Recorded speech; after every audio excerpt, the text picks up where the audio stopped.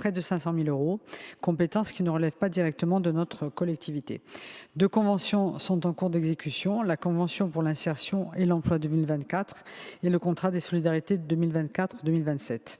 Celle-ci contribue par exemple à renforcer ou à créer de nouveaux dispositifs facilitant le retour à l'emploi, l'accès à un mode de garde et le développement des compétences de base pour les personnes en situation d'illettrisme.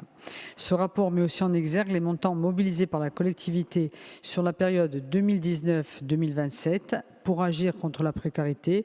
Au total, 7 millions d'euros, dont 4,6 millions par la collectivité et 2,4 millions par l'État. Ringraziavi. C'è un rapporto di Commissione di Educazione, di Cultura e di Coesione. Allora, giusto una domanda al principio di questa Commissione. Volete che noi li diessimo tutti i rapporti o no? No? Bon, vabbè. Allora, biletto giusto l'avviso a fine. La Commission a pris acte de ce rapport. Quello chi vuole pia parola. Nîmes. Bien, alors je vais vous demander de prendre acte aussi de ce rapport, puisque c'est un rapport d'information. Merci. Nous passons au rapport suivant. Ringraziavi, c'est le rapport 117, organizzazione di un colloquio all'avvenimento di settimana dei centri di salute sessuale. Pour l'édition 2025, les centres de santé sexuelle de la collectivité de Corse et le réseau RIMAN des sages-femmes proposent l'organisation coordonnée d'un colloque sur le thème de l'IVG qui s'inscrit dans le cadre des 50 ans de la loi Veil. Cet événement se déroule comme chaque année depuis 4 ans dans le cadre de la Semaine de la santé sexuelle et se tiendra le 3 juin prochain au Palais des Congrès à Ajaccio. Lors de ce colloque, au-delà de la commémoration de cette loi si importante pour les femmes, la parole sera donnée à celles qui ont vécu cette réalité. Un film sera projeté mettant en avant le témoignage de femmes et des experts interviendront pour aborder les thématiques liées aux droits des femmes et à l'IVG. Parallèlement à ce colloque, des événements organisés par les centres de santé sexuelle se tiendront sur les territoires, notamment dans les classes. Les dépenses pour cette semaine s'élèvent à 12 000 €, rémunération des intervenants, déplacements, restauration, etc. Et des recettes de 10 000 € sont prévues via un conventionnement avec l'ARS de Corse. Je tiens ici à réaffirmer l'engagement du Conseil exécutif. J'ai pu lire dans Le Monde, avant-hier, que beaucoup de départements de la Drôme, de l'Isère et d'autres départements de majorité LR, malheureusement, diminuent considérablement les subventions au centre de santé sexuelle, ce qui est vraiment une atteinte, à mon avis, à la précarité, parce que ce sont des femmes en grande précarité qui y viennent. Donc je tenais vraiment à réaffirmer notre engagement et notre soutien à ces centres. Ringraziavi. Merci Madame la conseillère. Donc il y a un rapport de la Commission des politiques de santé qui a émis un avis favorable à l'unanimité, mais beaucoup de questions qui portent sur les statistiques et qui sont restées sans réponse. Donc il serait souhaitable qu'on puisse avoir des réponses sur les taux d'IVG, pas en séance, bien sûr, dans le futur, le taux d'IVG, le nombre de mineurs qui mettent un enfant au monde. Voilà, c'est une information quand même qui est importante, dont on a besoin en matière de santé publique. Voilà, merci. Il y a aussi un avis de la Commission des finances et de la fiscalité qui est favorable, bien sûr. Qui souhaite s'exprimer sur le sujet?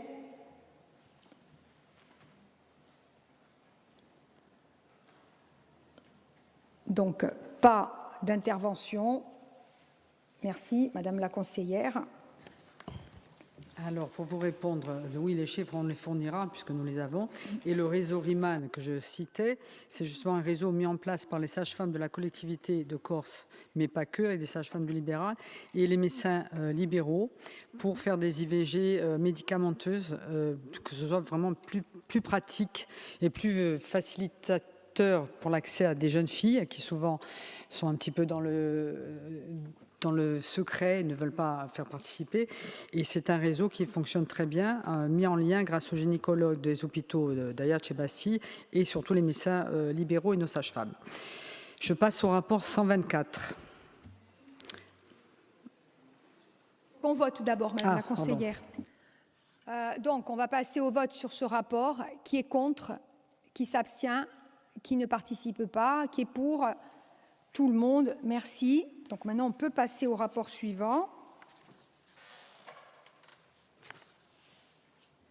Arine Graziavi, Madame la Présidente. Et donc, c'est le 124, c'est l'objectif annuel d'évolution des dépenses des établissements et services sociaux et médico-sociaux pour l'année 2025. C'est un rapport qui est un petit peu technique, concerne la tarification des établissements et des services sociaux et médico-sociaux dans le secteur de l'enfance, des personnes âgées, mais également pour les personnes en situation de handicap. Vous le savez, la campagne 2025 de tarification s'inscrit dans un contexte budgétaire contraint. Je tiens à souligner que dans ce domaine particulier, entre 2018 et 2024, la trajectoire de l'objectif annuel de l'évolution des dépenses qui concernent ces établissements a toujours été à la hausse. Par ailleurs, vous le savez, sur cette même période, le budget consacré aux politiques sociales est en hausse de 30% depuis 2018, plus spécifiquement celui de l'autonomie, 34%, celui de la protection de l'enfance, plus 67%. Nous proposons pour cette année un taux directeur annuel d'évolution des dépenses qui sera fixé à 0% pour le secteur des personnes âgées et des personnes en situation de handicap, hors nouvelles mesures et hors CEPOM. Un taux directeur d'évolution de 0,5% pour le secteur de la protection de l'enfance et prévention spécialisée, hors mesures nouvelles. Nous avons invité les représentants du secteur le 23 avril dernier pour leur présenter les orientations 2025 en présence du président du conseil exécutif de Corse, M. Gilles Simeone, et du conseiller exécutif Gilles Giovanangeli. Lors de cette réunion, les participants ont convenu qu'un cycle de réunions de travail sera engagé avec l'ensemble des ESMS pour identifier des solutions innovantes de rationalisation de la gestion des établissements, assurer la pérennité du système et garantir un accueil de qualité des publics en situation de fragilité. Concernant la valeur du point GIR territorial 2025, nous souhaitons le maintenir à la hauteur de 9,47 € pour l'ensemble des EHPAD de Corse. Cette valeur est par ailleurs la plus élevée au niveau national quand on la compare aux autres territoires. Pour ce qui relève de l'application des mesures liées à la prime Ségur, nous nous associons à la position prise par les collectivités compétentes dans le domaine sanitaire, social et médico-social qui proposaient un moratoire dans l'attente de précision par l'État quant à ces modalités de compensation de ces nouvelles dépenses. Décision, je le précise, prise de manière unilatérale à l'époque par le gouvernement sans concertation avec les collectivités. Pour mémoire, le montant annuel des dépenses correspondant au financement du Ségur représenterait pour la collectivité de Corse 615 000 €, dont 365 000 pour l'autonomie et 250 000 pour la protection de l'enfance. Le 29 avril dernier s'est tenue, en présence de la ministre des Solidarités, Madame Catherine Vautrin, une réunion sur le sujet. À l'issue, il a été acté que la CNSA, la Caisse nationale de solidarité et d'autonomie, prendrait en charge à hauteur de 50% la mise en œuvre de cette nouvelle mesure. Nous nous félicitons de cette avancée pour la valorisation des métiers et le pouvoir d'achat des salariés. Nous attendons à présent la déclinaison et les modalités opérationnelles de cet accord. Enfin, dans le cadre de la réforme des services d'autonomie à domicile, les SAD, durant la phase d'analyse des dossiers transmis par les gestionnaires, les autorisations actuelles seront prorogées au-delà du 30 juin 2025. Arine Graziavi. Arine Graziabi. Allora, una avviso favorevole di aggumissione con c'è mica stata partecipazione di un socio di gore in fronte da insieme a questo soggetto. Ecco, quale chi vuole via la parola? Nimo. Dunque, Emma passa a Uodu. Quale chi è contro, quale chi vota mica, astensione, quale chi vota pro. Tutto il mondo. Ringraziabi. Dunque, per mi dire verso le esegudi, per la salute sociale, i cartolari sono tutti passati. Allora, cosa volete passare? Ringraziabi. Allora penso che dia il Presidente dell'Ufficio dell'Ambiente che abbia la parola. Andate burro. Ringraziabi, salut à tutti, cari colleghi, caro Presidente. Il s'agit du rapport 123.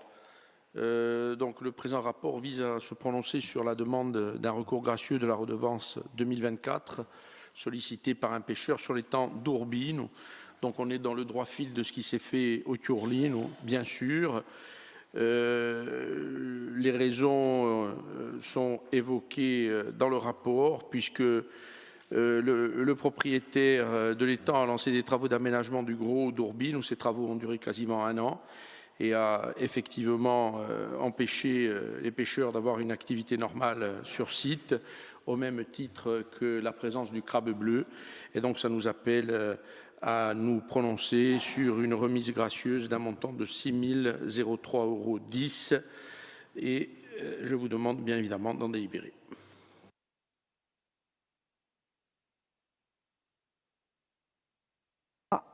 Un avis de la CDNAT sur cette positif et un avis également positif de la Commission des finances. Qui souhaite s'exprimer? Oui, Paul-Félix Benedetti. Rappeler qu'il y a aussi Bigou, il y a le crabe bleu, et ça fait partie, je sais qu'il y a peut-être des demandes en cours ou à venir, mais après d'évaluer la problématique, parce que c'est même pas aujourd'hui qu'il y a dégradation par le crabe bleu, il y a carrément des actes volontaires de non-pêche pour ne pas avoir de destruction d'équipements. Donc, je pense qu'il faut derrière qu'il y ait une mesure pour regarder les types d'équipements adaptés aux prédateurs et ensuite les moyens de l'éradiquer par de la pêche et de la commercialisation. Ça fait partie, je sais qu'ils ont essayé, mais ça ne passe pas. Chaque fois qu'ils les mettent à l'étal au marché de Bastia, même à des prix défiant, je dirais, tout ce que l'apport protéiné peut avoir de plus bas, ils ne sont pas achetés. Pourtant, ça fait partie, dans d'autres régions du monde, de chaires recherchées, de mets de valeur. Donc, est-ce que ça fait partie des compétences de l'Office d'environnement d'aller faire du prosélytisme culinaire pour qu'il y ait un débouché pour le crabe bleu? Je ne sais pas. Mais en tout cas, dans les endroits où on a réussi à l'endiguer, c'est parce qu'on le pêche et qu'on le consomme. De lui-même, il ne disparaîtrait pas. Il est en haut de la chaîne alimentaire et donc je veux dire les conséquences on va les aider, mais de chercher à trouver un débouché. Si demain on ne peut plus pêcher l'anguille, si ça devient le crabe bleu, ben ça sera le crabe bleu. Il faut s'adapter, je pense, économiquement, structurellement, parce que c'est en train de devenir un désastre. Là, de tout l'hiver, on n'en a pas parlé parce qu'il était enfoui. Là, ils ressortent et les discussions vont revenir.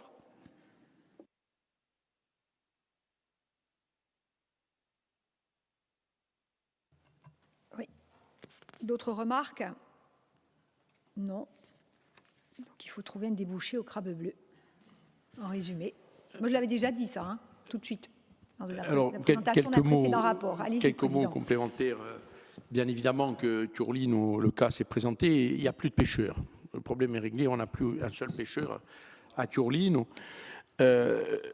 Bien sûr qu'il est important d'avoir un travail de fond et que l'on a d'ores et déjà commencé, puisqu'on a fait une journée du crabe bleu l'année dernière à l'étang, où on les a fait goûter, on les a distribués.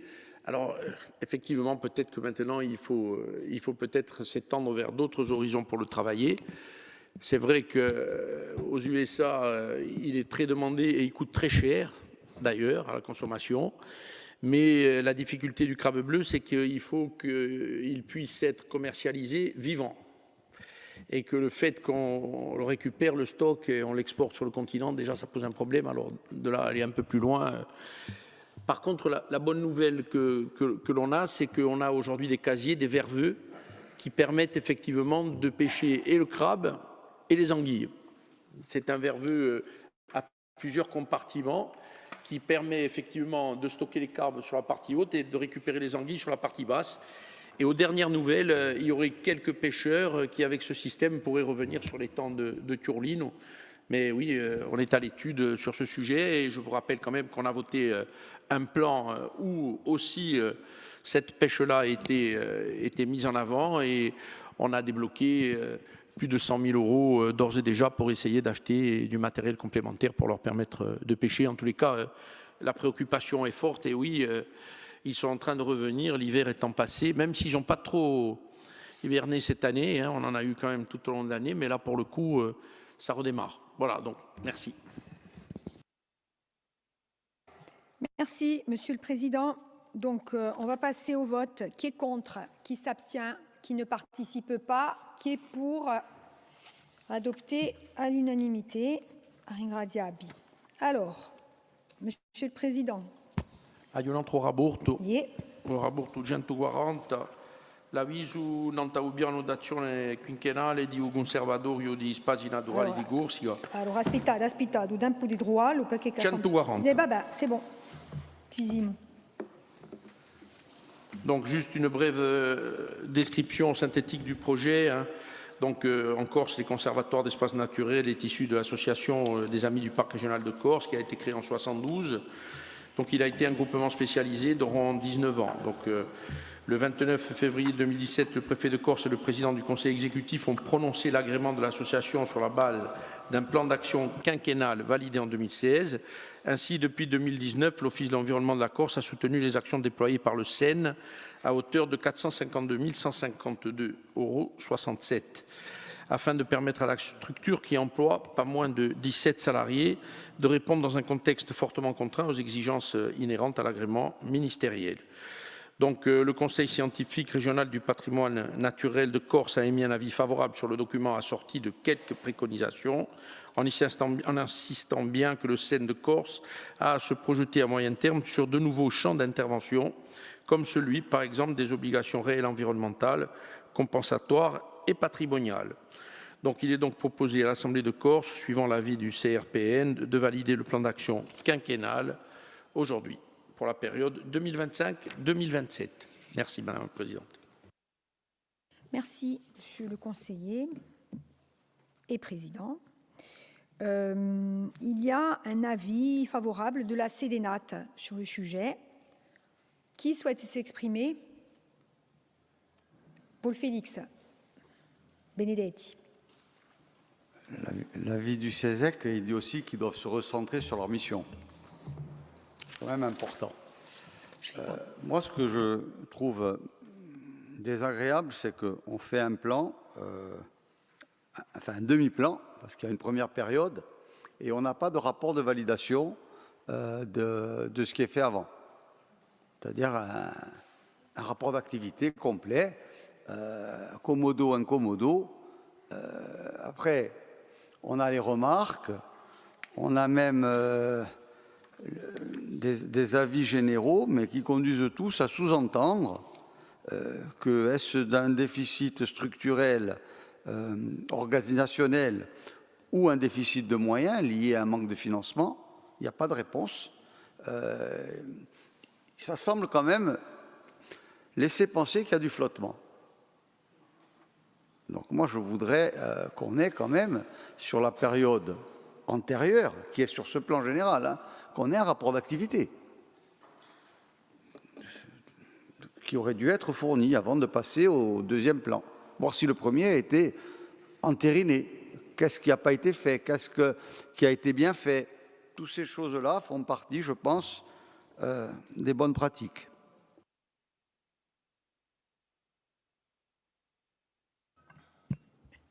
Monsieur le conseiller, moi, l'avis du CESEC, je ne l'ai pas, ni en version papier, ni en version numérique.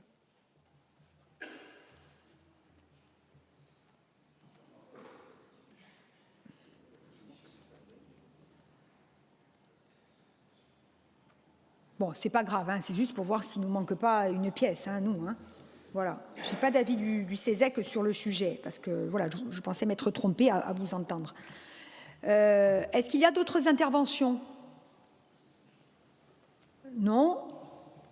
Monsieur le Président? Oui, peut-être quelques explications complémentaires, mais je crois que Paul Félix a eu une bonne lecture de la situation. Aujourd'hui, le SEN est en grande difficulté. Et il s'interroge au même titre que nous, à savoir comment est-ce que l'activité peut se prolonger en l'état actuel des choses, voire continuer à se développer pour apporter une dimension supplémentaire. En fait, le SEN duplique l'activité de l'Office de l'environnement. C'est l'Office de l'environnement qui délègue au SEN ce qu'il pourrait très bien faire lui-même. C'est un organisme national, vous ne l'avez pas mentionné, mais vous l'avez certainement vu. Donc, bon, voilà, je pense qu'on est un peu à la croisée des chemins et Et bon, il faut qu'on se pose les bonnes questions, à savoir qu'en adviendra-t-il demain dans une autonomie, même si je crois pouvoir répondre directement à cette question-là. Mais quoi qu'il en soit, aujourd'hui, ils sont dans une situation qui emploie effectivement 17 salariés, je l'ai dit, mais qui est très précaire au niveau de l'activité. Voilà. Bien, donc on va soumettre au vote le rapport. Qui est contre? Oui, vous l'avez trouvé? Question de vote. Ah pardon, je pensais que vous aviez trouvé le rapport. Non, non, non. Monsieur Zélec. Le... En prie, allez-y. Non, c'est le rapport de la commission, enfin, présidé par le préfet, qui faisait allusion. Ah d'accord, d'accord. Mais c'est pareil. Et Jean-Marcel veut l'ami, mais c'est pareil, c'était les mêmes conclusions. Il y a de nombreux salariés derrière cette association. Bon, le problème, il est bien entendu environnemental, mais je pense qu'il y a superposition des tâches dans tout un tas d'organismes. Donc la réflexion en général, elle est à la fusion. Et même de rattacher des organismes qui sont sous tutelle financière permanente de la CTC et qui génèrent un chevauchement d'activité et qui, à la fin, ne permettent pas de quantifier même globalement l'activité, moi je dis que la réflexion, elle est de regarder à leur réintégration. Je pense que les salariés peuvent y trouver leur compte. Bien entendu, ça fait partie des outils indépendants qui ont leur petit conseil d'administration, leur petit conseil scientifique, mais ça se superpose après avec le parc régional, avec les parcs marins et autres. Donc, moi, par rapport à ça, je vais voter quand même, parce que l'objectif, il est bon, mais ils ne vont pas le remplir. C'est pour ça qu'il manque un bilan.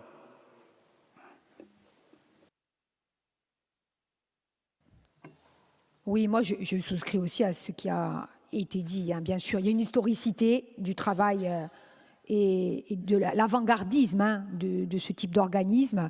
Et à un moment donné, on a une comitologie qui est trop grande dans ce domaine comme dans d'autres. On n'a qu'à voir. On a même du mal à envoyer les conseillers territoriaux dans tous les organismes qui se chevauchent en termes de problématiques. Donc à un moment donné, il y a une perte d'efficacité, c'est louable. Après, sur les solutions, je ne m'avancerai pas parce qu'effectivement, il y a du personnel, il y a un certain nombre de choses à faire. Et puis, l'idée n'est pas de casser des outils pour casser des outils. Mais il faut que les outils apportent de la valeur ajoutée ou qu'il y ait une division du travail qui soit autre, c'est tout. Voilà, dans ce domaine comme dans d'autres, et je sais que l'exécutif est sur cette ligne-là aussi. Donc, ceci étant dit, concernant aujourd'hui ce rapport, on a entendu l'explication de vote de Boul-Félix Bénédette. Donc, on y va. Qui est contre? Qui s'abstient? Qui ne participe pas? Qui est pour? Donc, tout le monde vote pour. Merci. Donc, quel rapport l'exécutif souhaite-t-il voir examiné par l'Assemblée? Le rapport 116, si vous le souhaitez, Madame la Présidente, sur le foncier. Très bien. Rapport 116, acquisition d'emprise foncière. Acquisition d'emprise foncière, donc c'est sur l'ex-route départementale 258 qui assure la desserte de l'Alta Rocca. C'est un axe structurant du réseau routier du Piemonte qui a un rôle économique important, notamment pour désenclaver un certain nombre de communes. Actuellement, le pont de Biancone présente une chaussée réduite d'environ 4 mètres qui ne permet pas le croisement de 2 véhicules. Une délibération de l'Assemblée de Corse a été prise le 27 janvier 2023 qui a approuvé le principe et les caractéristiques principales d'un projet d'aménagement sur cette ex-route départementale 268 et sur l'ex-route départementale 59 qui comprend le confortement du pont de Biancone ainsi que son financement. Mais cette délibération donc, de janvier 2023 n'a pas traité le volet relatif aux acquisitions foncières pour implanter les 2 culées du pont. Donc l'aménagement consiste à élargir à l'aval de 3 mètres le pont, permettant le croisement de 2 véhicules en toute sécurité. Mais il nécessite aussi l'acquisition de 2 emprises, petites, 78 mètres carrés et 86 mètres carrés, sur les parcelles 195 et 791 section C, cadastre section C, Donc, un expert foncier a été mandaté pour définir la valeur vénale de ces emprises à 10 € le mètre carré, soit un total de 958 € pour la première parcelle et 946 € pour la seconde. Donc, un montant total des acquisitions foncières pour réaliser ces travaux sur le pont de 1 804 € qui ont été acceptés dans un accord amiable avec les propriétaires de ces parcelles. Je vous remercie. Merci, Monsieur le Président. Nous avons un avis favorable de la CDNAT, un avis favorable de la Commission des finances. Qui souhaite s'exprimer sur cette acquisition? Non. Donc, je soumets au vote. Qui est contre? Qui s'abstient? Qui ne participe pas? Qui est pour? Tout le monde est pour. Merci. Donc, rapport suivant. Alors, le rapport 139, Madame la Présidente, sur les systèmes d'information. Alors, 139 sur les systèmes d'information. Oui, c'est sur bon Esri, en fait. Ouais. Donc, ce rapport porte sur l'acquisition d'une suite de logiciels qui couvre les besoins de la collectivité de Corse, mais aussi de ses agences et offices en matière de systèmes d'information géographique, de SIG. C'est un marché qui cible les produits logiciels fournis par la société Esri et qui permet d'offrir une infrastructure de serveurs nécessaire à la diffusion des données géographiques de référence et les applications métiers et gestion foncière, notamment le cadastre. Il permet d'offrir également ce marché des logiciels cartographiques qui permettent aux référents experts en SIG dans les directions, les services, les agences et offices de répondre aux besoins cartographiques par l'exploitation de données métiers. Et il permet enfin d'avoir des solutions applicatives en ligne sur Internet qui permettent un usage collaboratif aux utilisateurs qui sont plus occasionnels et ainsi facilitent la production d'applications et de cartes à destination du grand public. Donc, vous l'avez compris, les bénéficiaires de ce marché sont l'ensemble des agents de la collectivité de Corse, des agences et offices qui sont adhérents du groupement de commandes. Donc, ce n'est pas toutes les agences et offices qui sont adhérents de ce groupement de commandes, mais il y a notamment l'Agence d'urbanisme et d'énergie et l'Office de l'environnement, il me semble. Et bien sûr, en externe, les communes et les communautés de communes et les services publics décentralisés. Le montant total de ce marché est de 814 000 € TTC pour une période de 3 ans. La participation des agences et offices sur les 3 ans est de 189 000 € et donc le reste est à la charge de la collectivité de Corse. En revanche, nous souhaitons que ce montant du marché puisse être cofinancé par le FEDER à hauteur de 293 400 €. Je rappelle que ça a été le cas lors du marché précédent, puisqu'un montant équivalent du FEDER a été mobilisé pour la période précédente de 3 ans. Il y avait d'ailleurs eu un rapport qui avait été adopté par la commission permanente. Et donc là, c'est pour le nouveau marché qui sera lancé pour les 3 prochaines années. On s'y prend un peu à l'avance, puisque c'est parfois relativement long, les procédures relatives à ces marchés et à la mobilisation des fonds FEDER correspondants. Voilà, je vous remercie. Merci, Monsieur le Conseiller. Il y a un avis favorable de la Commission des finances. Et qui souhaite s'exprimer? Oui, Paul Félix. Bon, pour que vous compreniez le sens de mon intervention, à titre professionnel, moi j'utilise Esri. Mais j'envisage de m'en passer parce que c'est des logiciels maqués de plus en plus chers. Ce sont des boîtes fermées, alors qu'il y a sur le marché mondial des SIG en libre service qui ont quasiment les mêmes performances et les mêmes compatibilités. Donc, si on est dans une logique, je dirais, d'économie d'échelle, on doit au moins prospecter et de regarder s'il y a la place pour ces outils. Je pense qu'elle y est. On ne cherche pas ces logiciels dans quelque chose de pointu. On est sur du grossier globalement. Donc, dans ces conditions-là, moi, je demande à ce qu'au moins on l'étudie, que vos services informatiques regardent les voies et moyens pour essayer à terme de s'en passer. Oui, je pense qu'aujourd'hui, il existe, Esri a été en monopole pendant longtemps, mais aujourd'hui, il existe des solutions, y compris libres, au moins à moindre coût, et ça vaut le coup. Je sais que c'est difficile de changer ses habitudes lorsqu'on travaille sur des logiciels, mais je pense qu'on pourrait évoluer là-dessus aussi, hein. On en avait déjà parlé.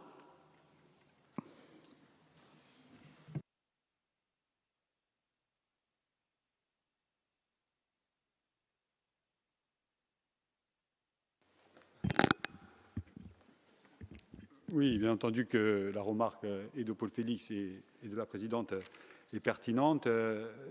Pour un certain nombre d'applications, les services me disent qu'ils utilisent d'ailleurs d'autres types de logiciels d'accès, je dirais, plus libre, hein. Je ne sais pas si le terme open access est convenable pour ce type de logiciel.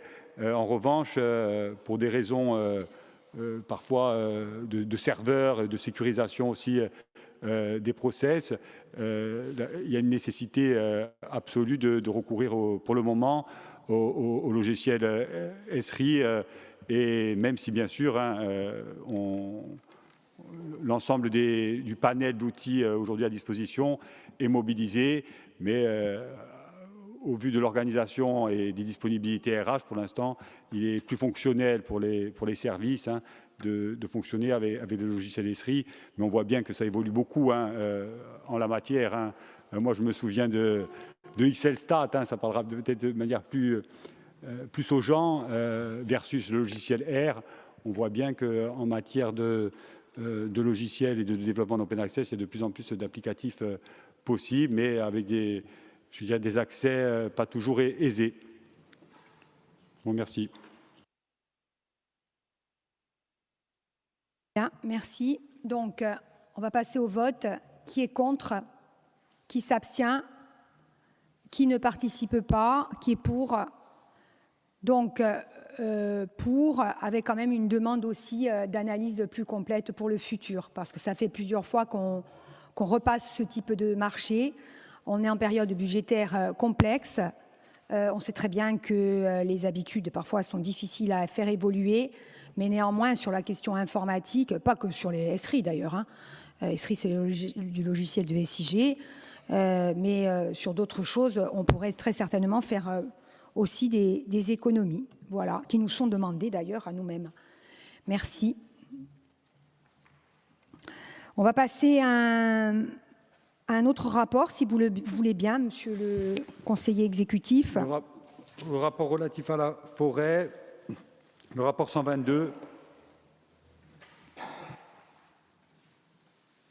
Donc il s'agit de permettre le versement de l'indemnité due au régisseur de la collectivité de Corse auprès de l'ONF. En effet, le régisseur agit pour le compte de la collectivité de Corse en s'appuyant sur l'activité des agents territoriaux et de l'ONF en application de la délibération de l'Assemblée de Corse concernant la vente de menus produits en forêt territoriale. On a d'ailleurs eu à examiner lors de la précédente session la grille tarifaire de ces menus produits, hein, lorsqu'on a examiné le rapport relatif aux cas d'occupation en forêt. La régie de recettes de la collectivité de Corse auprès de l'ONF a été créée en 2018. Elle a un rôle, la régisseuse a pour rôle de veiller au respect des procédures, collecter les paiements et procéder au versement des sommes sur le compte de la collectivité de Corse. Les recettes encaissées en 2024 s'élevaient à 15 446,24 €, 12 520 € pour les licences de chasse, 1 812 € pour les menus produits et 1 114 € pour les ventes de bois en particulier. Il ne s'agit pas des coupes de bois pour les professionnels, bien entendu. L'impact budgétaire, il est faible puisque l'indemnité s'élève à 110 €. Je vous remercie. Bien, merci. Alors, il y a un avis favorable de la Commission des finances. Qui souhaite s'exprimer? Personne? Bon, alors on avance. Qui est contre? Qui s'abstient? Qui ne participe pas? Qui est pour? Donc, l'Assemblée de Corse vous suit sur ce sujet. Autre rapport? Je cède la parole à Anne-Laure Santucci. Je vous en prie, Madame la conseillère. Oui, merci Madame la Présidente. Donc, le rapport... alors, attendez, ici, le mien, ils sont là. Je cherche le numéro. Je l'ai sous les yeux, mais je n'ai pas le bon numéro. 119. Sur l'appel à projet Ledie-Koumédie. Non, 120, pardon. Voilà, 120, excusez-moi. Enfin, c'est 120 que j'ai sous les yeux, donc je vais faire 120. Tiamalarti, Ledie-Koumédie. Voilà, Donc, 120 donc. Ouais. Pour ceux qui sont en ligne, 120. Donc, ce rapport qui vous est proposé concerne un appel à projet qui s'appelle Ledie-Koumédie. Cet appel à projet vise à demander aux acteurs culturels, professionnels et insulaires de travailler sur des adaptations et des créations autour des livres en langue corse qui sont sélectionnés dans le cadre du prix Ledie et Ledie.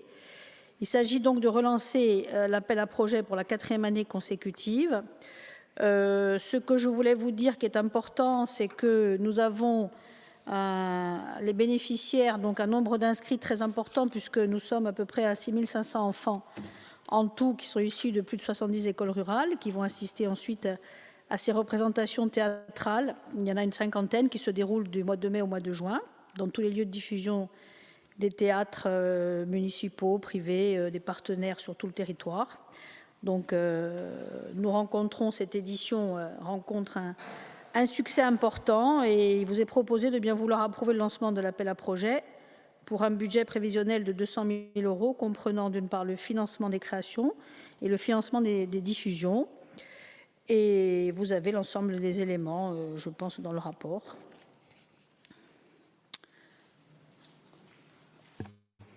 Merci.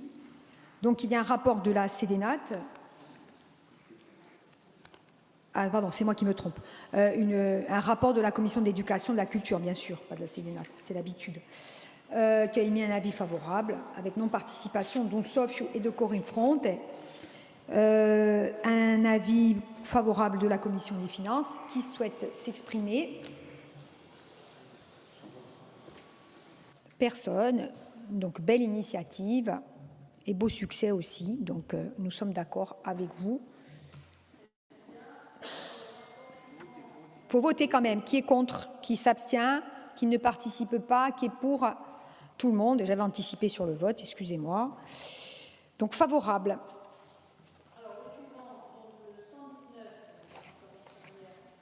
Micro.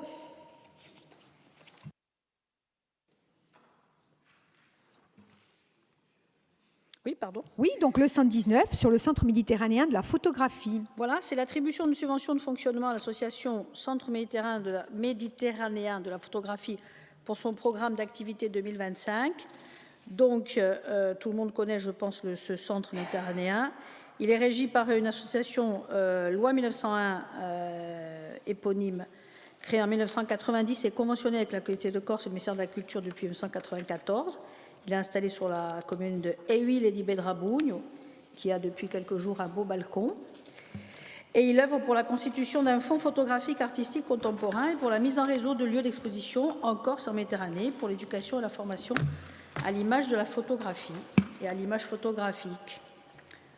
Donc, l'association a prévu en 2025 7 expositions, 5 à Bastia, au centre culturel au Naolt, à la Maison des Quartiers Sud, important, à l'Albor, une à Ayach, une à Bonivage, 6 ateliers itinérants du regard appelés Tragoulino di Osguardo, 6 classes, premier cycle dans le rural, 3 actions pédagogiques dans le premier et second degré, visite guidée aux expositions temporaires du CMP, une commande photographique, une résidence d'artistes et la valorisation et la restitution du projet Obscur à Machine, Bastia, Méridionale et Mezzane, la publication d'un livre dans la collection Contrat de ville et un portail Iconos Photo.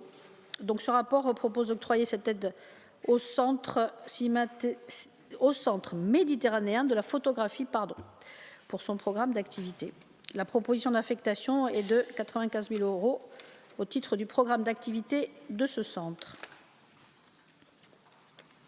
Merci.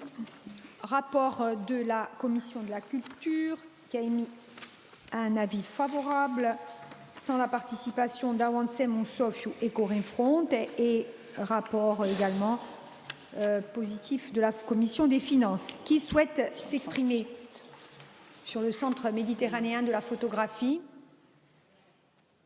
Personne. Donc, je soumets au vote qui est contre, qui s'abstient, qui ne participe pas, qui est pour. Tout le monde. Le rapport est adopté à l'unanimité. Je crois qu'il y a le rapport sur Ali Indy. 138.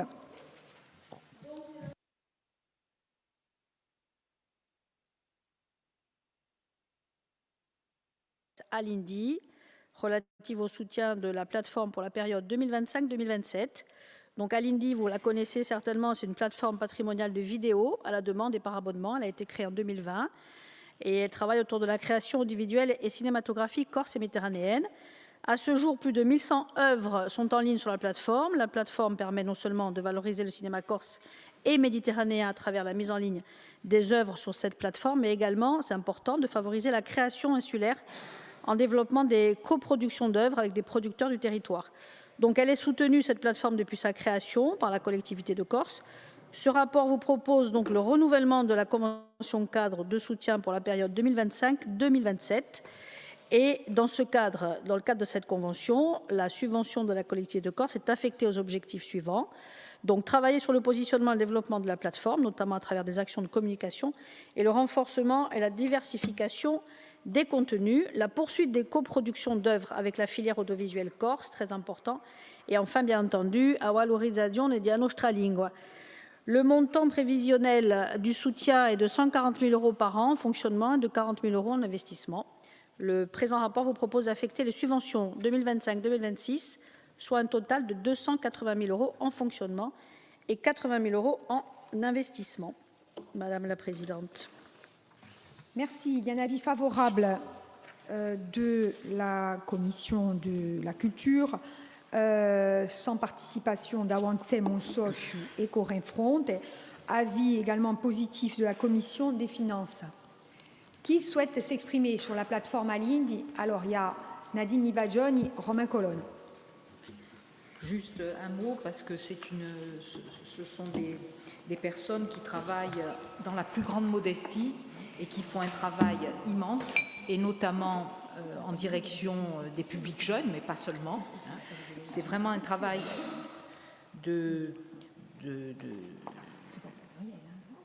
d'adaptation, on va dire, de traduction, d'adaptation, de création, on l'a dit tout à l'heure. Et en plus, ils ont su et ils vont devoir encore s'adapter aux évolutions numériques, parce qu'évidemment les supports changent, et ils doivent faire aussi un bond vers de nouveaux supports pour pouvoir être dans la compétition, dans la concurrence, parce qu'il y a vraiment une concurrence autour de ça, non pas en matière de langue corse, mais dans toutes les langues. Et je tenais à souligner ce travail et cette qualité de travail qui est porté par cette association, et pour finalement un coût qui n'est pas pour la collectivité extraordinaire. Comme quoi, on peut faire de grandes choses avec des moyens très raisonnables. Je vous remercie. Merci. Romain Colonne, c'est bon? Ah bon, d'accord. Ok, pardon. D'autres interventions? Oui, Paul-Félix Benedetti. Moi, je partage ce qui a été dit, mais je voudrais simplement ajouter une remarque. C'est que pour les mises en plateforme, bien entendu, il y a des fonds documentaires qui sont souvent donnés par des actes, je dirais, de bonté. Mais malheureusement, dans le cadre du fonctionnement de ces plateformes, qu'elles soient dédiées à la création corse ou qu'elles soient mondiales, tout s'achète et tout se paye. Donc moi, je voudrais au moins que quand on a des clauses de financement d'œuvres cinématographiques en Corse, avec un abondement collectivité de Corse, il y ait une clause annexe sur, je ne dirais pas de la mise à disposition gratuite, parce que c'est des logiques économiques de faire un film, de créer quelque chose, mais qu'il y ait des plateformes, je dirais, avec quelque chose de correct, qui soit dans la notion d'un bénéfice raisonnable, que vous aimez tant. Mais que ce soit écrit dans les conventions d'aide, parce que ça ne l'est pas aujourd'hui. Et il y a la liberté pour celui qui a créé l'œuvre de fixer le prix et de la mettre à disposition comme si on allait le donner à Canal+, à Netflix ou à un autre. Alors que là, c'est autre chose quand même. Oui, merci. D'autres interventions? Non. Bon, très bien. Vous voulez répondre? Non, non, je veux simplement dire que nous notons les remarques de M. Paul Félix Benedetti.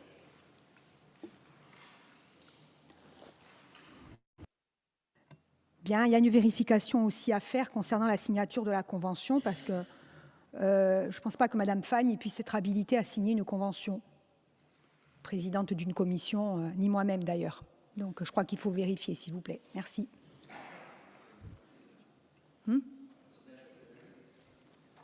Non, il n'y est pas. Il y a la conseillère exécutive et ensuite il y a une présidente la présidente de la commission d'éducation et de la culture. Je ne pense pas qu'elle puisse signer. Madame, aucun président de commission ne signe et moi, il n'y a que moi qui signe des délibérations. Voilà. Donc le conventionnement, je ne pense pas qu'il puisse être signé par la présidence de la commission. Donc merci. Autrement, il faudra refaire signer. Et si l'Assemblée doit signer pour une quelconque raison que je ne vois pas, à ce moment-là, c'est moi qui signe. Merci. Donc ça, c'est à corriger. Hein. Bien évidemment, ça n'enlève en rien l'accord que nous avons totalement là-dessus. Merci. Bien. Alors, nous passons aux ressources humaines. Allez. Donc, on a voté, oui. On vote. On a voté. Oui, on était pour. Hein. Aline dit on est pour. Hein. Oui, bien sûr. Oui, oui, c'est bon. Madame la Présidente, vous avez une petite part de mots pour vous répondre. Oui. Donc, ce que vous avez vu, c'est le compte-rendu du comité de suivi. D'accord. Ce n'est pas du tout la convention. D'accord, ok. C'est pour ça qu'il y avait la signature de Madame la Présidente de la commission. Elle est présidente du comité de suivi. Elle est dans le comité de suivi, donc elle signe le compte-rendu du comité de suivi. Très bien, parfait. Mais ça mérite d'être... C'est important de le dire. Merci. Vous voyez que nous lisons. Bien. Alors, qui poursuit au Conseil exécutif, s'il vous plaît? Oui. Monsieur Paolini.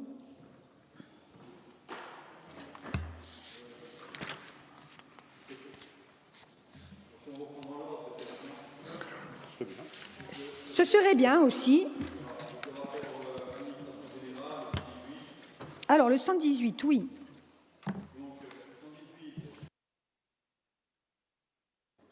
Il s'agit de proposer à la commission permanente une adhésion de la collectivité de Corse au réseau Énergie à Nostre. C'est un réseau partenarial qui a été lancé par l'Agence d'urbanisme et d'énergie en Corse, initié par l'Agence d'urbanisme et d'énergie en Corse, en partenariat avec l'ADEME et l'association Énergie Partagée.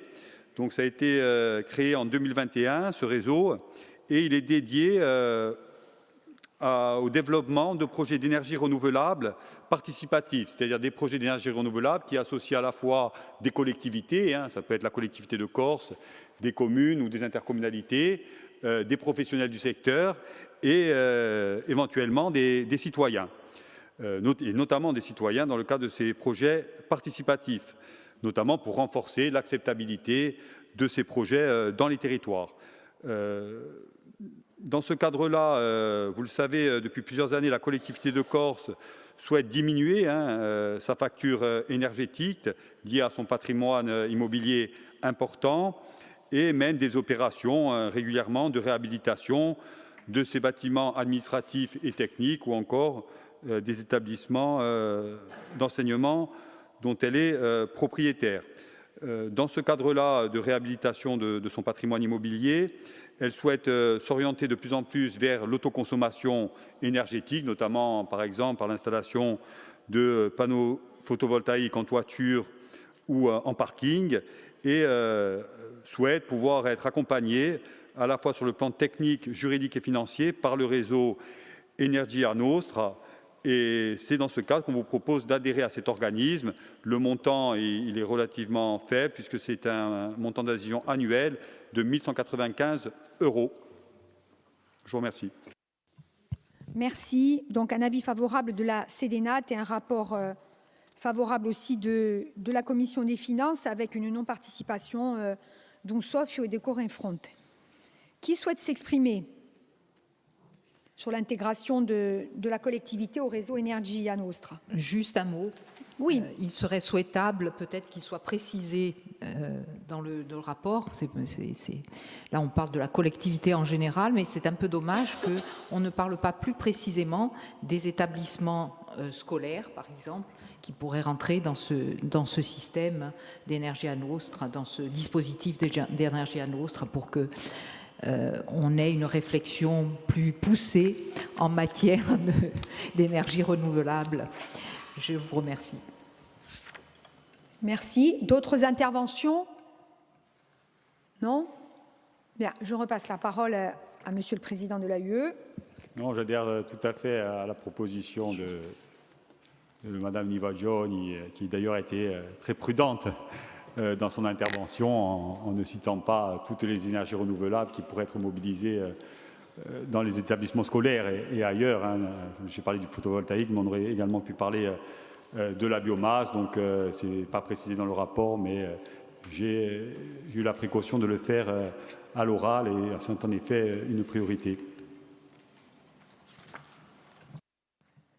Merci. Donc, je soumets au vote. Qui est contre? Qui s'abstient? Qui ne participe pas? Qui est pour? Tout le monde est pour. Le rapport est adopté à l'unanimité. Alors, le rapport suivant. Est-ce qu'on... Rapport 135, Madame la Présidente. Oui, si vous voulez. Voilà. C'est une adhésion encore. Encore une adhésion. Cette fois-ci, il vous est proposé que la collectivité de Corse adhère à l'association Département de France en qualité de membre associé. Donc, vous le savez, hein, la collectivité de Corse est née au 1er janvier 2018, suite à la fusion de la collectivité territoriale de Corse et des départements Poumonte et Cismonde. Dans ce cadre-là, dans le cadre de cette fusion, la collectivité de Corse exerce des compétences qui sont dans les régions françaises exercées par les départements. Je pense notamment à tout ce qui est social ou encore tout ce qui est lié à la prévention et à la lutte contre les incendies. Cette adhésion a pour but de pouvoir partager un certain nombre d'informations au regard des compétences qui relèvent des anciens départements et qui sont aujourd'hui dévolues à la collectivité de Corse. Par exemple, des problématiques qui sont rencontrées sur le terrain par les collectivités auprès des pouvoirs publics et du Parlement, ou encore constituer un centre de ressources pour les collectivités et les informer sur les réformes impactant leur mission, être un lieu d'échange et d'expérience et de bonnes pratiques pour les élus, dans le cadre de cette adhésion à Département de France, et confronter les idées, élaborer et porter des positions communes sur les missions exercées par l'échelon départemental.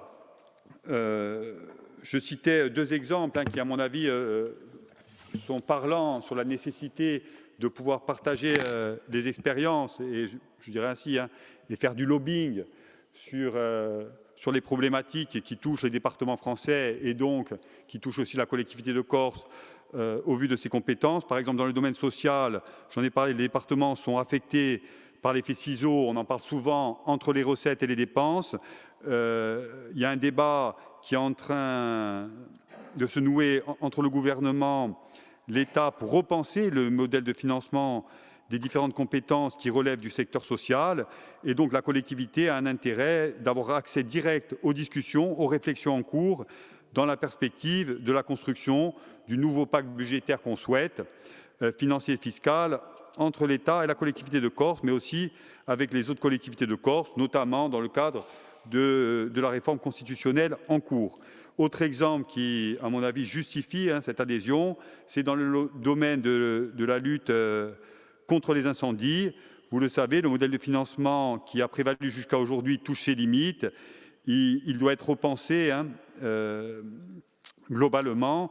Et là encore, la Corse, au vu du risque qui pèse sur elle en matière d'incendie et de feux de forêt, et risque d'autant plus prégnant qu'avec le réchauffement climatique qui s'accélère, nous avons un intérêt à être impliqués dans les discussions entre l'État et les départements qui exercent la compétence de financement des SIS dans le cadre du droit commun.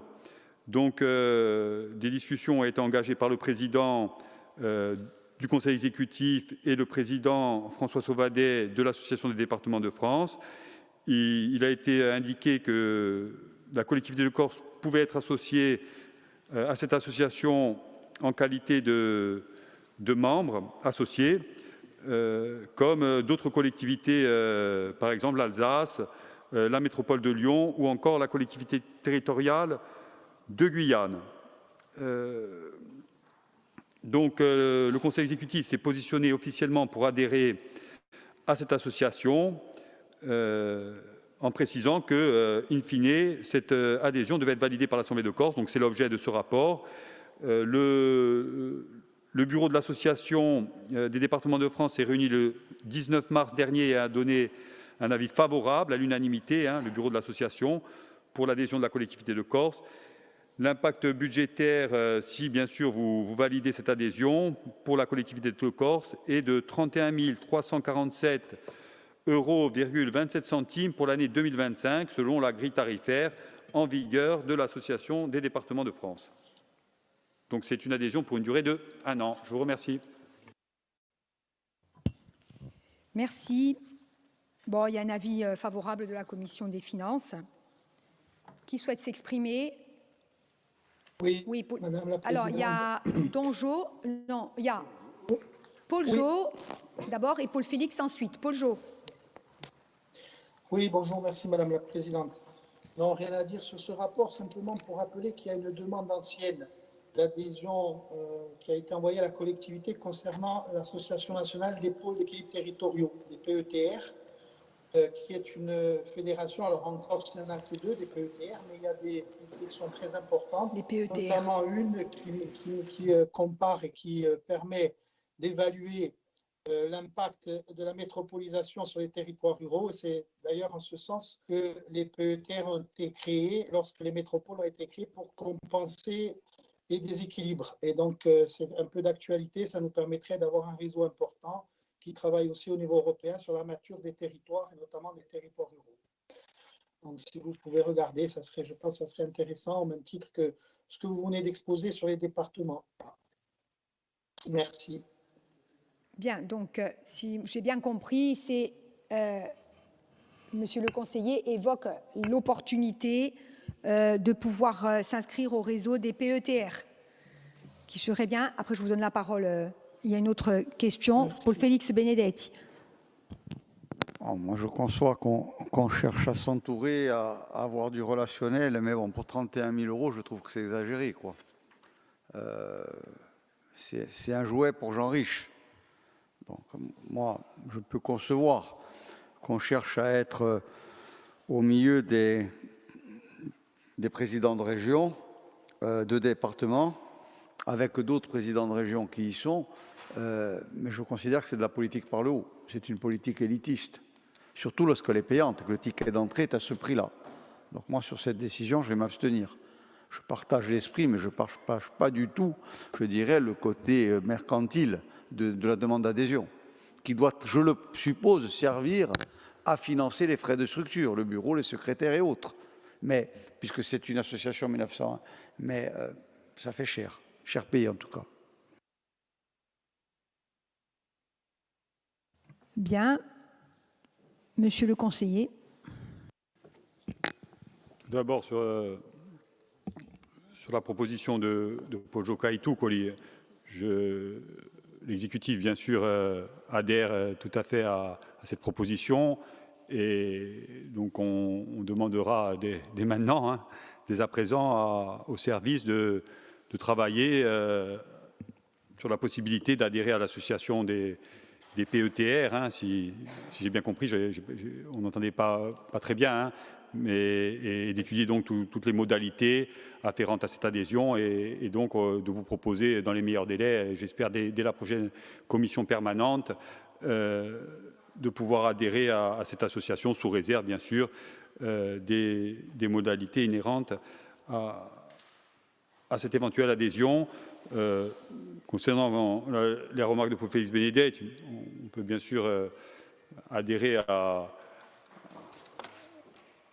la question du tarif. Ce n'est pas nous qui le fixons, c'est une grille tarifaire qui s'impose à nous, puisque c'est celle qui est définie par l'Association des départements de France. Au-delà de ce montant, je pense qu'il sera utile de tirer bilan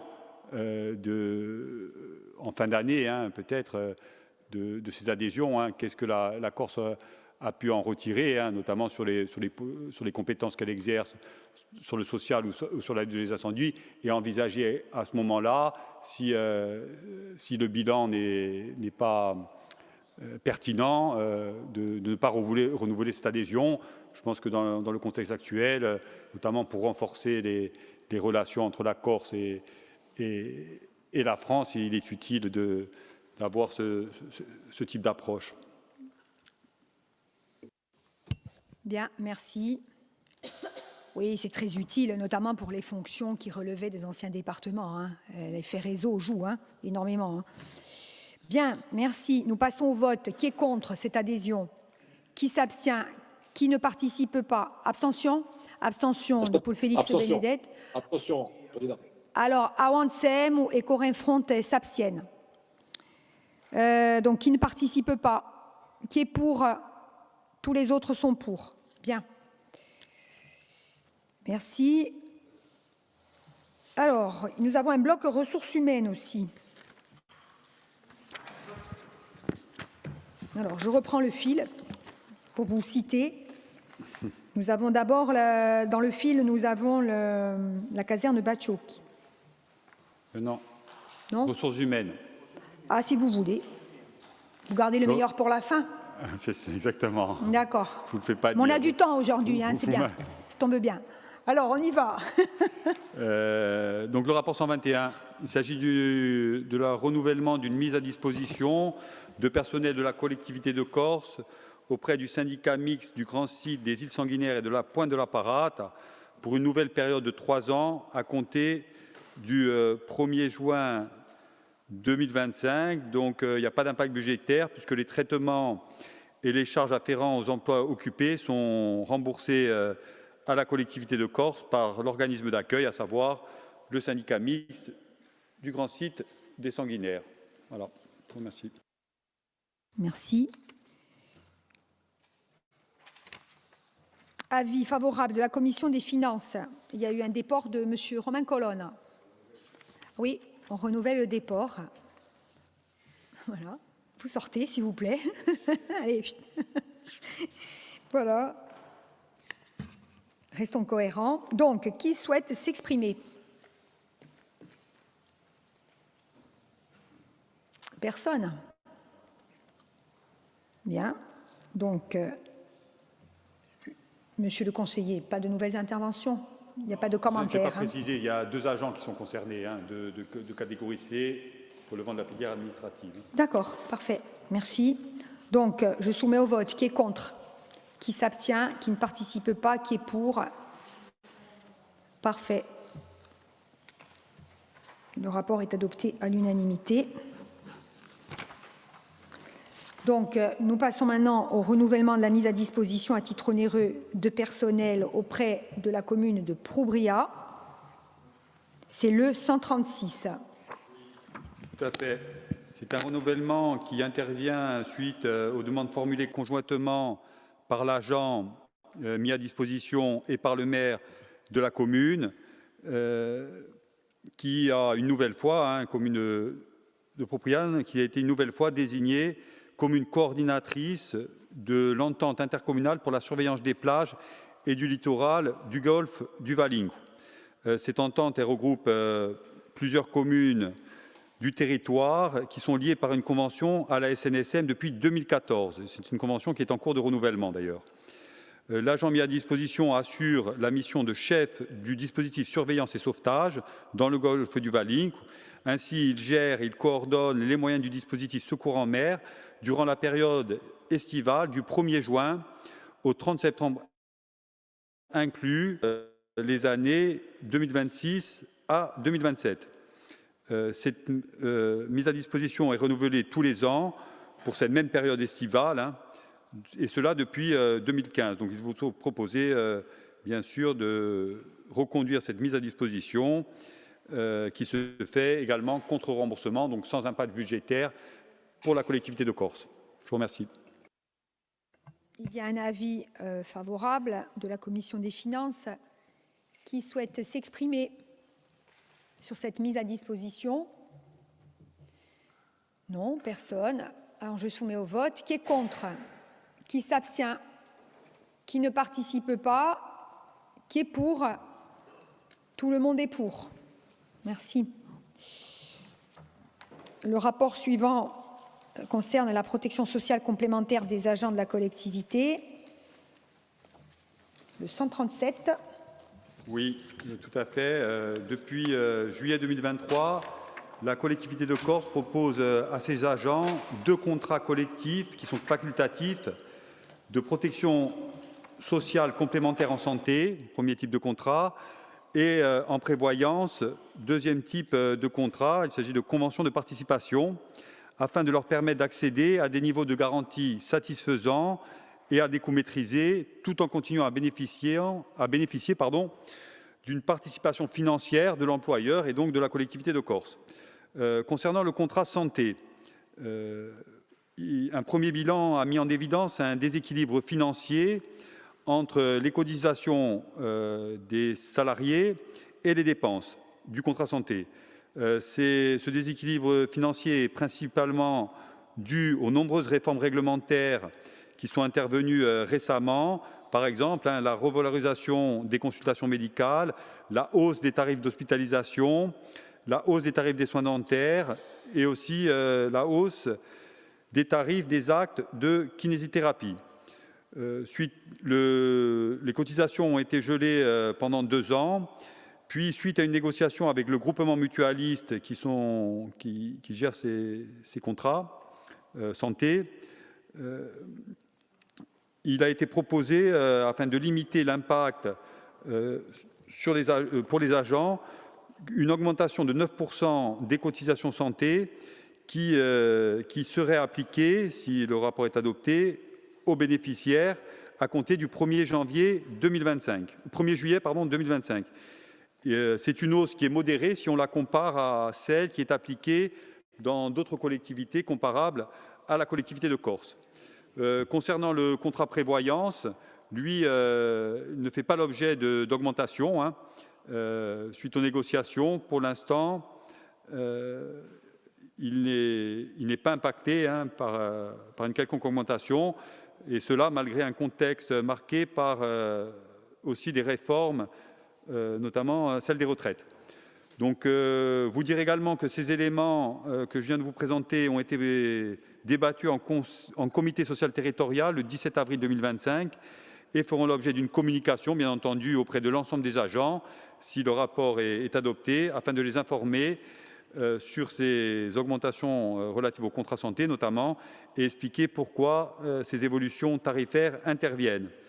Vous dire également qu'à ce jour, le taux d'adhésion à ces contrats atteint 71% pour le contrat santé, donc forte adhésion des salariés de la collectivité de Corse pour ces contrats santé, et 64% également pour le contrat prévoyance. Donc ça témoigne vraiment d'un intérêt et d'une confiance sur ces dispositifs des agents. Donc pas d'impact direct pour la collectivité de Corse, et donc une augmentation, je dirais, contenue de 9% des cotisations santé pour les agents bénéficiaires à compter du 1er janvier 2025. Je vous remercie. Tiens, que ce soit le mois de juin. Je veux rajouter un mois.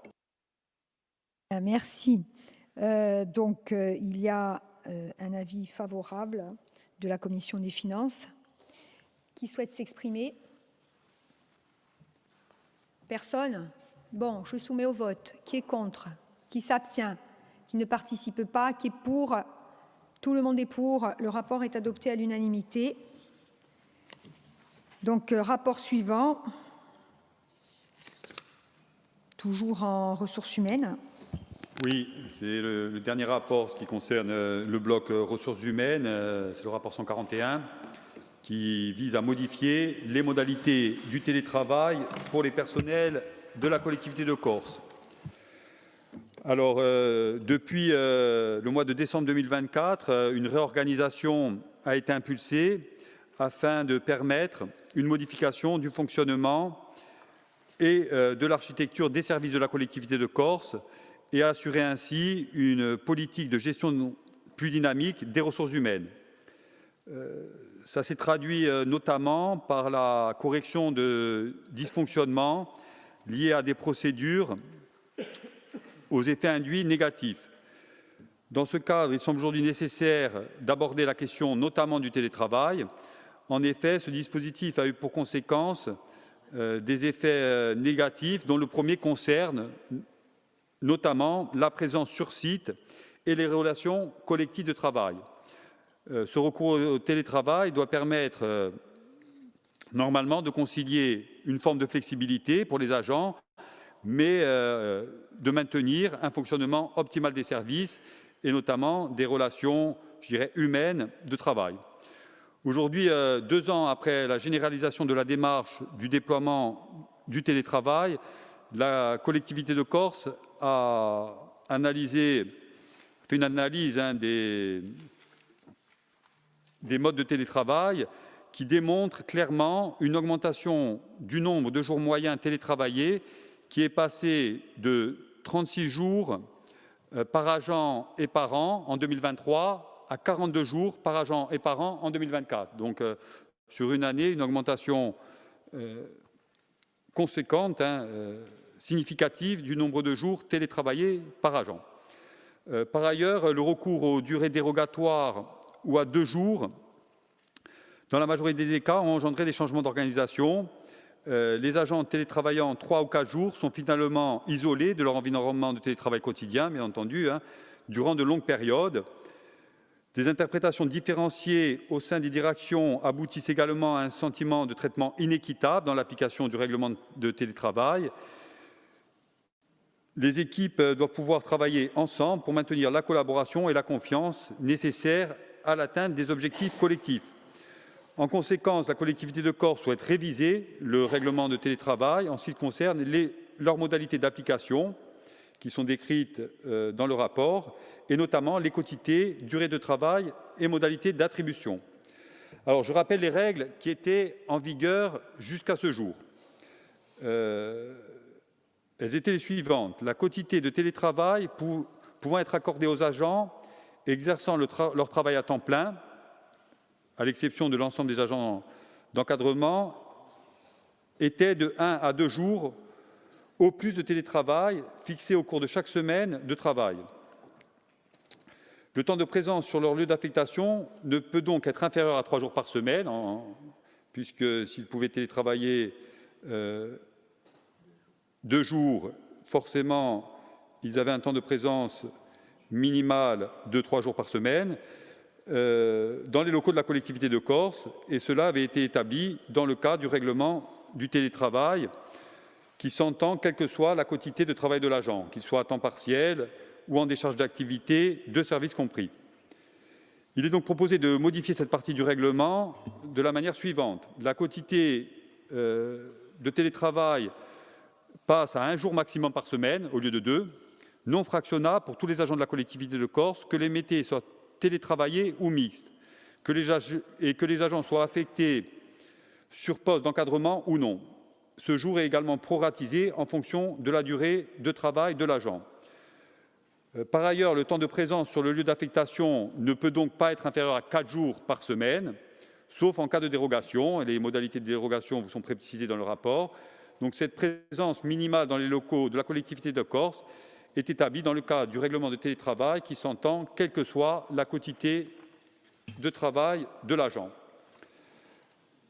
Donc, concernant les situations dérogatoires, elles sont conformes aux dispositions du décret de 2016, du 11 février, qui est relatif aux conditions et modalités de mise en œuvre du télétravail dans la fonction publique et la magistrature. Donc, je vous épargne les situations dérogatoires. Donc voilà, il vous est proposé d'adopter donc ces nouvelles modalités de télétravail pour les personnels de la collectivité de Corse. Je vous remercie. Merci. Il y a un avis favorable de la commission des finances et de la fiscalité. Qui souhaite s'exprimer sur ces modifications du temps de travail, des règles relatives au temps de travail? Personne? Non. Bien. Donc nous passons au vote. Qui est contre? Qui s'abstient? Qui ne participe pas? Qui est pour? Tout le monde est pour? Bien. Donc le rapport est adopté à l'unanimité. Nous venons de terminer avec ce rapport tout le bloc ressources humaines. Il nous reste, je crois, 1, 2. Moi, j'ai 2 rapports. Mais bon, peut-être qu'il y en a 3, je ne sais pas.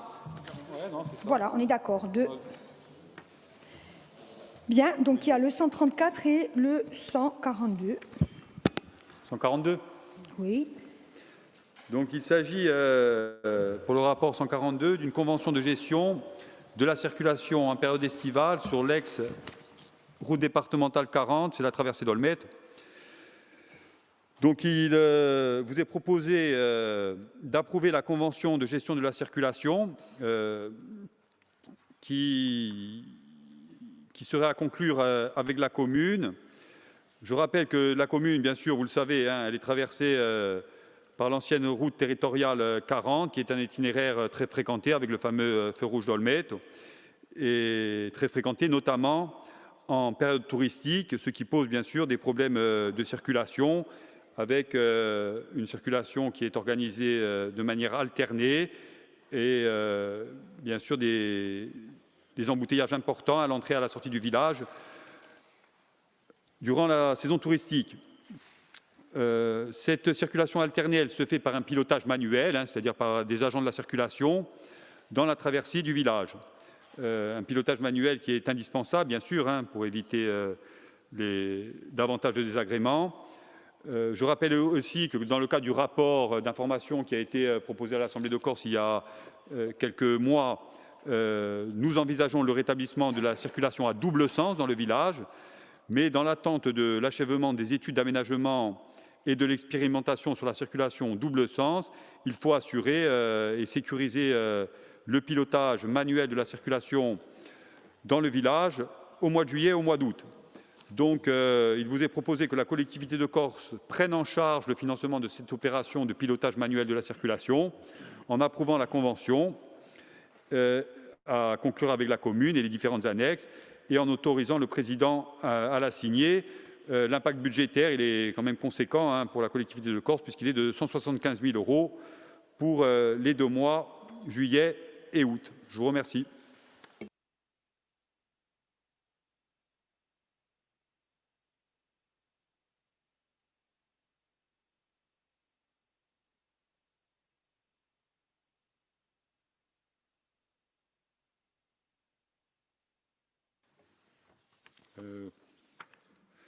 Que vous dire d'autre ce rapport? Je crois qu'il y a 2 agents qui sont mobilisés hein, durant la période, peut-être plus d'ailleurs. Je vais regarder.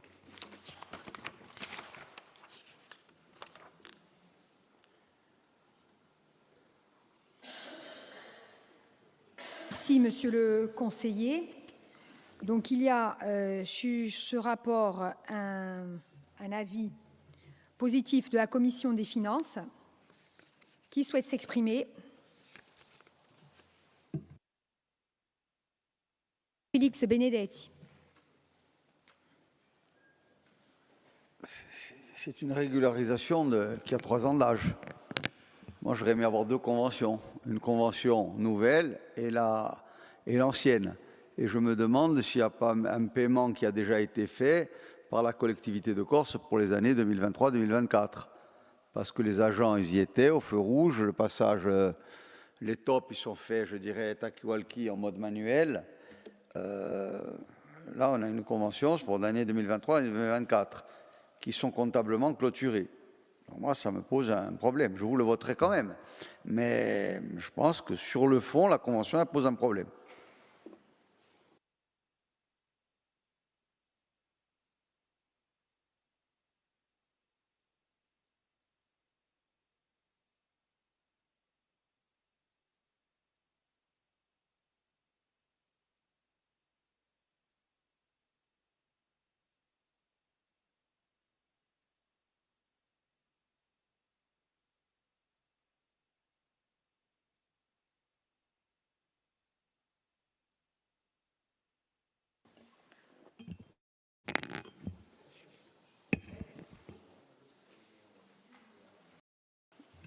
Est-ce qu'il y a d'autres interventions parmi les travées? Non? Donc, Monsieur le conseiller exécutif, vous avez la parole. Oui, donc c'est en effet une convention pour une période de 5 ans, hein, qui va de la période 2023 jusqu'à l'été 2027. Concernant les périodes antérieures, donc qui sont passées, hein, 2023 et 2024, les services m'indiquent que rien n'a été réglé à la commune et pour cause, il n'y avait pas de convention. Donc en l'absence de convention, pas de règlement possible. Donc il s'agit d'une régularisation d'une opération passée où il y avait eu un engagement, mais pour autant pas de document qui couvrait ce dispositif. Donc maintenant, si vous l'adoptez, ce sera chose faite. Donc c'est 35 000 € par an maximum. Pour une période de 5 ans, ça fait bien 175 000 € au total d'engagement de la collectivité de Corse jusqu'à 2027, en prenant en compte, bien sûr, les 2 années précédentes, 23 et 24. Les 2 étés précédents, plutôt 23 et 24. Merci pour ces explications. Donc, nous allons passer au vote. Qui est contre? Qui s'abstient? Qui ne participe pas? Qui est pour? Donc, tout le monde est pour. Merci. Et maintenant, nous nous penchons vers le rapport 134 relatif au bail de la caserne Bachoki. Oui, Madame la Présidente, les membres de la commission permanente se souviennent probablement de ce rapport, puisqu'il a déjà été examiné dans une version initiale par la Commission. C'était en janvier dernier, le 29 janvier 2025.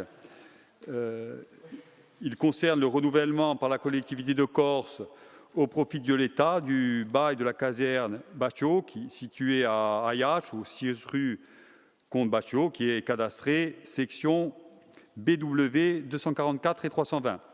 Ce bâtiment, propriété de la collectivité de Corse, est occupé actuellement par le groupement de gendarmerie du Poumonde. Lors de la commission permanente du 29 janvier dernier, votre Assemblée a donné mandat au service pour entamer des négociations avec les locataires en ce qui concerne les montants de l'indemnité d'occupation sans titre comprise entre le 1er avril 2021 et le 31 mars 2025. En effet, durant cette période, il n'y avait pas de relation contractuelle et donc de bail entre le propriétaire, la collectivité de Corse, et l'occupant, le groupement de gendarmerie. Le loyer initial du bail initial était de 218 000 € hein, pour mémoire, hein, et suite à une nouvelle expertise de la superficie du bâtiment, hein, puisque au départ il y avait eu un bail qui avait été consenti pour une superficie, je crois, de 2000 et quelques mètres carrés. Une expertise a été mandatée qui a rendu ses conclusions, je crois que c'était en avril 2024. La superficie réelle était de plus de 3000 mètres carrés. Il y avait un delta d'environ de plus de 1100 mètres carrés, je crois, entre, je dirais, le bail initial et l'expertise qu'on a fait réaliser. Donc forcément, qui dit erreur sur la superficie, dit erreur sur le montant du bail, puisque le prix est défini au mètre carré. Et donc, une négociation s'est tenue entre le locataire et le propriétaire afin de fixer un nouveau loyer annuel. Et il vous était proposé, déjà dans le rapport de janvier, de fixer le montant annuel du loyer à 313 000 € par an à compter du 1er avril 2025. Donc 313 000 € au lieu des 218 000 € du bail précédent. Suite aux négociations qui se sont tenues, qui n'ont pas permis d'avoir un accord définitif, il vous est proposé aujourd'hui de fixer un montant d'indemnité provisionnel dû par l'État à la collectivité de Corse pour la période entre le 1er avril 2021 et le 31 mars 2025. Alors, cette indemnité d'occupation provisionnelle, ça permet déjà d'avoir un premier versement en attente de trouver un accord et que les négociations aboutissent. Alors, elle a été définie pour un montant total qui est conséquent, qui est de 965 815 € et qui se décline de la manière suivante. 218 000 €, c'est-à-dire le montant initial du bail, pour la période qui est comprise entre le 1er avril 2021 et le 31 mars 2024. Alors, pour cette période-là, on reste sur le montant initial du bail, puisque à ce stade, on considère, en tout cas les parties considèrent qu'on n'avait pas connaissance de la superficie exacte du bâti, 815 €. Et donc, il vous est proposé de permettre au président de l'exécutif de signer le contrat, donc de sortir de ce vide juridique, d'encaisser les recettes, donc presque 1 million d'euros, et de poursuivre la négociation, notamment pour ce qui concerne la période de avril 2021 à mars 2024, mais une provision étant déjà au bénéfice de la collectivité de Corse dès maintenant, si vous adoptez ce rapport, bien entendu. Je vous remercie. Merci. Oui, effectivement, c'est un rapport qui était déjà passé, sur lequel avait été soulevé un certain nombre de questions. Monsieur Benedetti, vous voulez intervenir après Nadine Niva-John et Yaya Sainte-Vanne? Bon. Peut-être Yaya Sainte-Vanne. Entre la précédente délib et la nouvelle, on a un gain de 92 000. C'est déjà bien. Mais il en manque de 176 000, c'est-à-dire les 3 fois 92 000 sur les années à cheval entre 2021 et 2024. Bon, je suppose que vous devez tenter l'accord de moitié. Ce ferait 138 000 €.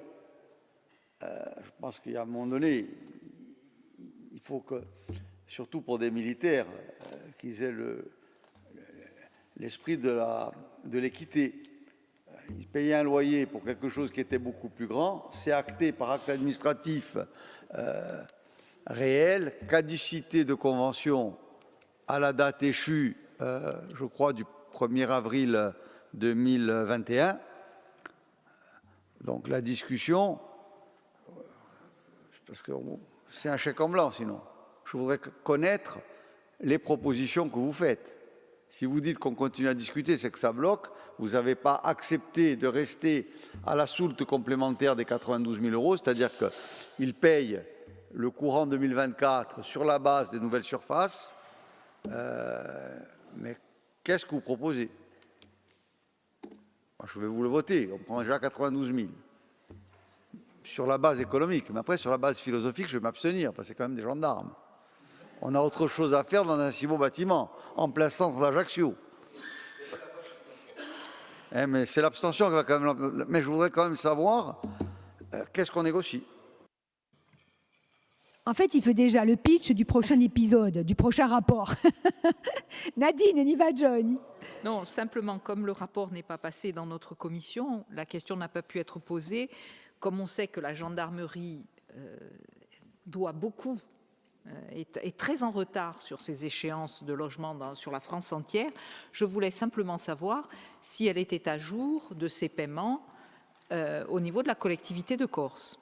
Parce qu'on ne peut pas d'un côté demander à nos locataires des offices publics d'habitation et de l'autre côté être très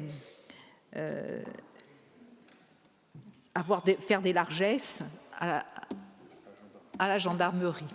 Donc je voudrais savoir si jusque-là, ils sont à jour de leur paiement. Alors, Monsieur Vanni, vous avez une question. Une petite question. Bon, j'ai rien contre les gendarmes ni la gendarmerie, mais tout le monde en est convaincu. Non, juste plus sérieusement, est-ce que ces bâtiments ne peuvent pas être récupérés par la collectivité de Corse pour loger ces fonctionnaires? Je pense qu'aujourd'hui, on pourrait, pas de suite, mais on pourrait leur dire quand même de s'organiser, de construire une gendarmerie toute neuve sur leur terrain d'Aspret, et nous récupérer ce bâtiment en centre-ville pour le besoin de nos services, puisqu'on loue à droite à gauche pour des sommes quand même qui sont importantes, alors qu'on a un bâtiment qui est à nous, qui est occupé, alors je ne dirai pas le mot, mais vous le devinez, qui est occupé et qu'on devrait récupérer.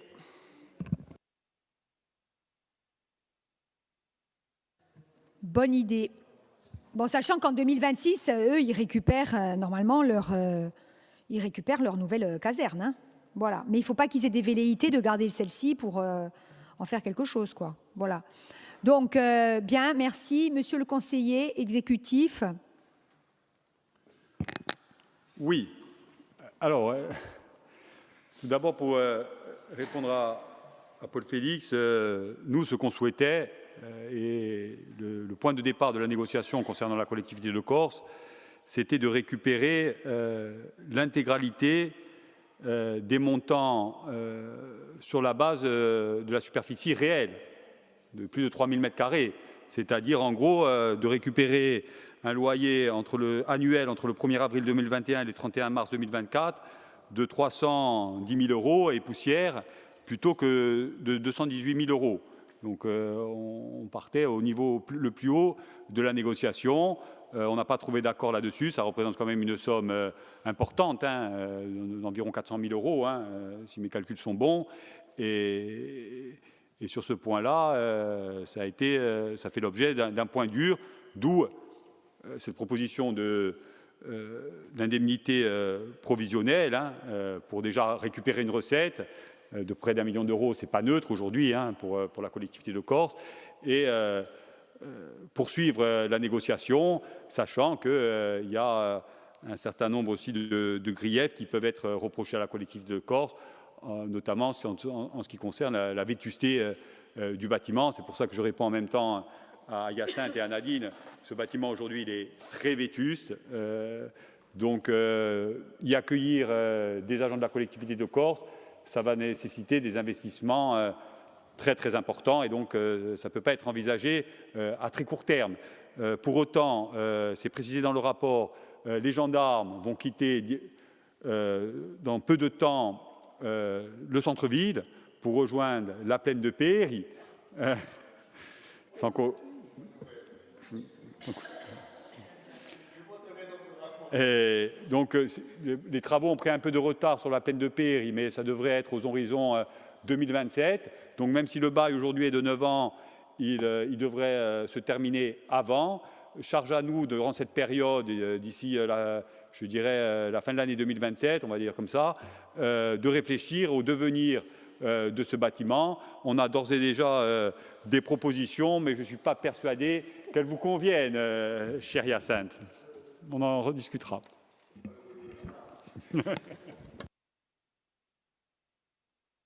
Oui, pardon, je n'ai pas répondu. Oui, jusqu'à 2021, tous les loyers ont été honorés. Heureusement, on est en 2025. En revanche, au moment où on parle, on est au moins à 1 million d'euros, à 1,5 million si on répond à nos demandes. À près d'1,5 million si on répond à nos demandes. Moi, je ne veux pas donner de mauvaises idées à l'État, mais autant il y a une négociation après qui se fait. Effacement de la dette contre autre chose, les évolutions institutionnelles, par exemple, on ne sait jamais. Voilà. 1,5 million, 1,5 million. Ben, écoutez, c'est pour ça que réfléchissez à tout. Lorsqu'on paye 800 000 € de licence pour des logiciels de SIG, mettez un peu en balance les choses. Il faut quand même réfléchir. Mais en tout cas, merci pour le travail, parce qu'on sait que... Merci pour les alertes qui avaient été faites en cours de commission permanente. Voilà. Et puis, merci pour le travail qui a été réalisé. Et puis, ce n'est pas fini. Et il faut recouvrer ces sommes, parce qu'elles nous sont très utiles dans le contexte budgétaire que nous connaissons. Voilà. Bien, je soumets au vote. Qui est contre? Qui s'abstient? Qui ne participe pas? Paul Félix ne participe pas. Qui est pour? Non-participation, Président. Non-participation. Donc, à Wansem, on ne participe pas. Qui est pour? On s'offre. Vous êtes pour? Oui. Donc, tous les autres sont pour. Merci. Georges Mel, d'ailleurs, avait participé en commission sur le sujet. Bien, nous nous retrouvons demain et d'abord une conférence des présidents à 9 h. Merci. À demain. Demain. Et merci à ceux qui sont en ligne, bien sûr, et merci aux services aussi pour leur accompagnement, d'un côté comme de l'autre. Merci.